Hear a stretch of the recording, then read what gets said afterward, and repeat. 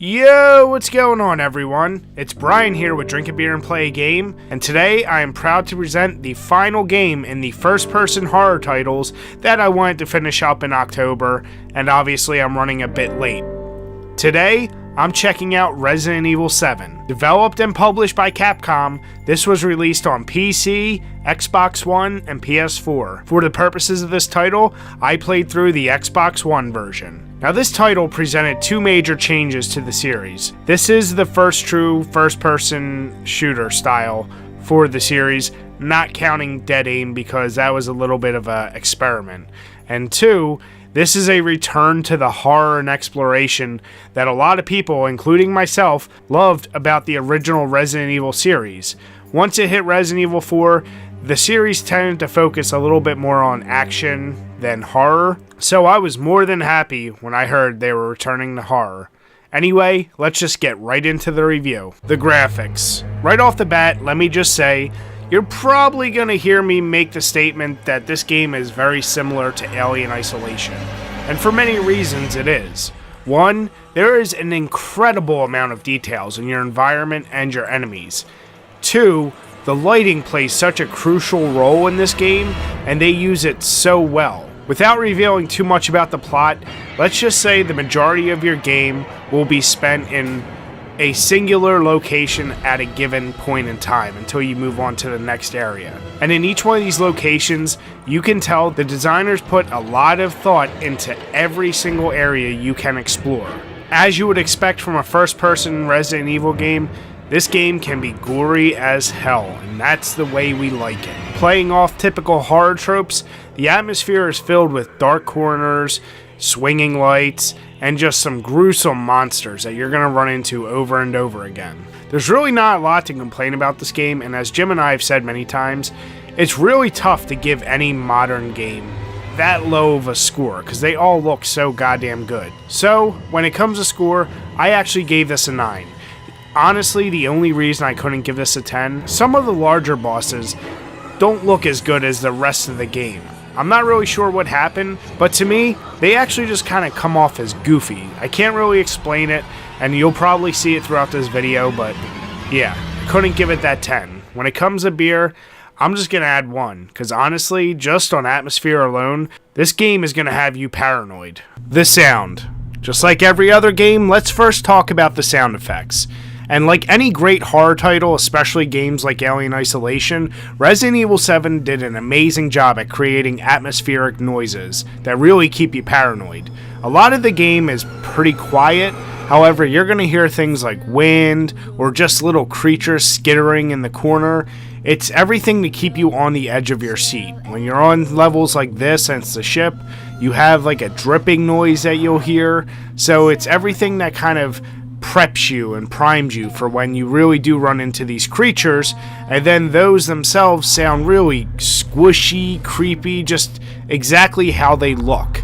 The actual soundtrack itself, like most other Resident Evil games, it's more moody. It's not meant to be memorable, it's not supposed to be a catchy tune, it's supposed to add to the atmosphere that the sound effects already created for you. As you would expect, in some of the higher-paced action moments, you have a higher-paced tempo. The only reason I could really bump this game up as far as sound is concerned is one simple reason. This song, Go Tell Aunt Rhody, from the trailer, it's peppered in the game, and it's actually played at the end of the game when you beat it. I love that song, so now I associate that as the song for Resident Evil 7. It's catchy, it's moody, and it's creepy, and that is why I had to give this a 9. Horror games are always tough to score on sound because, you know, when you're comparing it to other games that might have a more catchy or memorable soundtrack, you have to take into consideration they're really trying to set a mood here, and they did an excellent job. So as far as beer, I'm not going to add any. Good for this game. The control is unique for a Resident Evil title because obviously this is a first-person shooter style. The developers weren't trying to recreate the wheel, they were going based off of most other first-person shooter games. So the control scheme is pretty much what you've come to expect from any first-person shooter. The trigger shoots, the one trigger aims, you move around the same way, B ducks, A or X interact with things, so it's pretty basic. I really don't have many complaints about the control itself. The actual gun controls are pretty responsive, if not a little sluggish. I'm actually chalking that up to the fact that you're playing as a guy who's not like a special forces guy. I kind of accept that a little more in this title. So with all that being said, I had to give it an 8. Wasn't perfect, but clearly above average, and as I've said many times before, it doesn't hinder your gameplay experience at all. It's just some of those sticking points when you're trying to climb, run, or turn around I just felt a little bit too sluggish. As far as beer, I'm only going to add 1. Maybe if they continue this first-person style, they'll really smooth out those moving mechanics. The gameplay. Well, I'm going to be honest with you guys, you know I'm a Resident Evil fanboy, so I was a little biased coming into this game, expecting it to be great. However, I will say this game really delivered. Going back to a horror roots and sticking with exploration and puzzles versus just non-stop action, this game does exactly what I wanted from a Resident Evil game, and quite honestly, it might do it better than some of the earlier titles. All your standard puzzles are still there, with nice little twists added on top of them, including rotating statues in a certain way to get them to line up perfectly. Things that you really couldn't do quite as easily in the old tank or third-person style from the original titles. Item management is actually a lot better because now you're just basically giving a grid system, and you can rotate the weapons and your items to make them fit, almost like a mini Lego game. I kind of like that because it still has that strategy of you can't carry too many things at one time. However, if you're smart about how you rotate an item, you might be able to fit a little bit more in your inventory. Enemy interactions are just what you would expect. You never feel too powerful, even with some of the later, better weapons you're going to get. However, you got to be strategic on where you're placing your shots. And now with the boss fights, you have to be, I feel, even more strategic about how you're going to defeat an enemy, because just giving massive amounts of damage will not get it done. I made many mistakes on some of the later bosses until I figured out, oh, this is where I'm supposed to shoot them, or this is how I'm supposed to take it down. One of my favorite things about the gameplay really is the pacing, because I don't like games that bombard you too much, and I don't like games that give you too much of a lull. They find a nice mixture. I kind of almost feel like, you know, if you are taking a little too long on a certain puzzle, they might throw an enemy at you to speed things up a little bit. I ended up giving this game a 10. Some people might feel that's too high, but for me, this is where I have the most optimal fun. Games like this and Alien Isolation, when you find that perfect balance between action, horror, exploration, you're going to have my attention. And although I might have got pretty frustrated on some of the bosses until I figured out the correct strategy, once I did, it felt so rewarding to defeat them and move forward. So when it comes to beer, I'm just going to add 1 for myself for loving this game so goddamn much. The originality.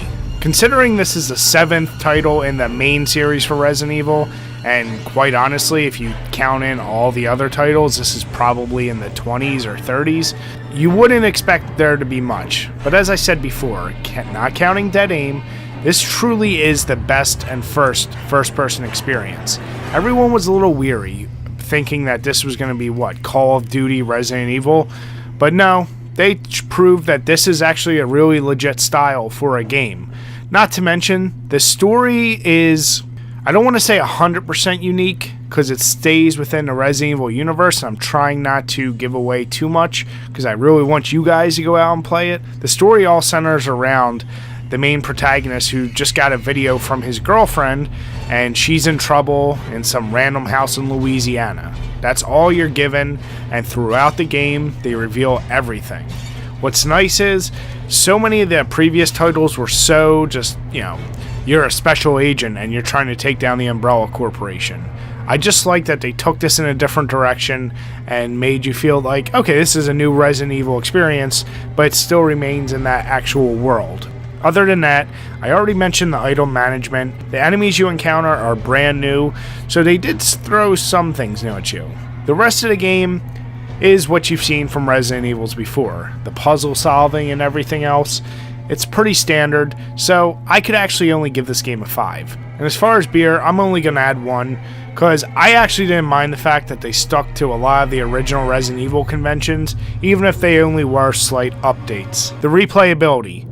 Well, like most Resident Evils, this game does a really good job, of rewarding you with special unlockables if you beat the game under certain conditions. Those usually mean beat it within a certain amount of time, on a certain difficulty, or by collecting or destroying all these little Mr. Everywhere statues. Some of these unlockables can include weapons, infinite ammo, these walking shoes that make you go fast, and even harder difficulty. So just based on that alone, I definitely gave this game some additional points. However, and we've said this before, the biggest difference from gameplay to gameplay comes at this one crucial point in the game. And you know what? I'll go ahead and ruin it for you guys if you want to consider this a spoiler, but at the boathouse, after defeating the big boss, you have to make a really tough decision.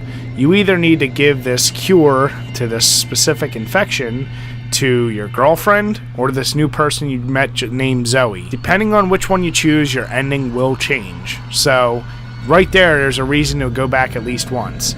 I've already mentioned the difficulty, and while the game may not be impossible, I certainly wouldn't call it easy.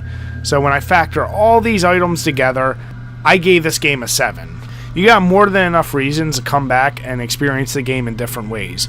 With better weapons, better items, different choices, and a harder difficulty, I think you can clearly see where my mind was going. So as far as beer, I'm not going to add any. Just like all Resident Evils, this game does a great job of bringing you back. Overall, I really do love this title. Now that Resident Evil is back to a horror-centered style, I enjoyed myself a lot more than I thought I would. I really do hope they continue this style moving forward with future Resident Evil games, but I'm not going to hold my breath. I'm just going to wait and see. This game offered me enough to definitely want to come back and play.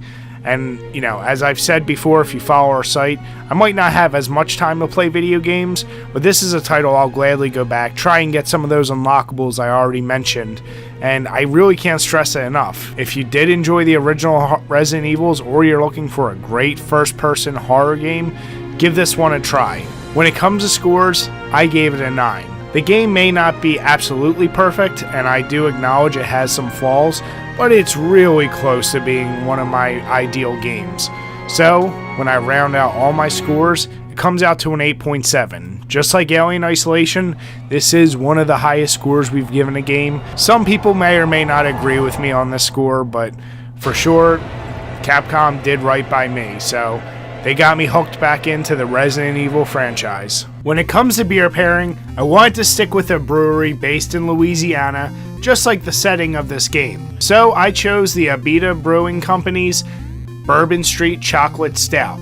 Coming in at 10.5%, this is an American Double Imperial Stout with a ton of chocolate flavor. And you guys know, I love things that are aged in bourbon barrels, and I love my Imperial Stouts. Especially pairing them with horror games, because you're going to need something to settle down your nerves after some of those bigger boss fights. But remember to drink your beers and play your games responsibly. As always guys, thanks for checking out this video, and if you enjoyed it, make sure you give us a thumbs up, leave some comments, or better yet, why not subscribe? Till next time guys, cheers.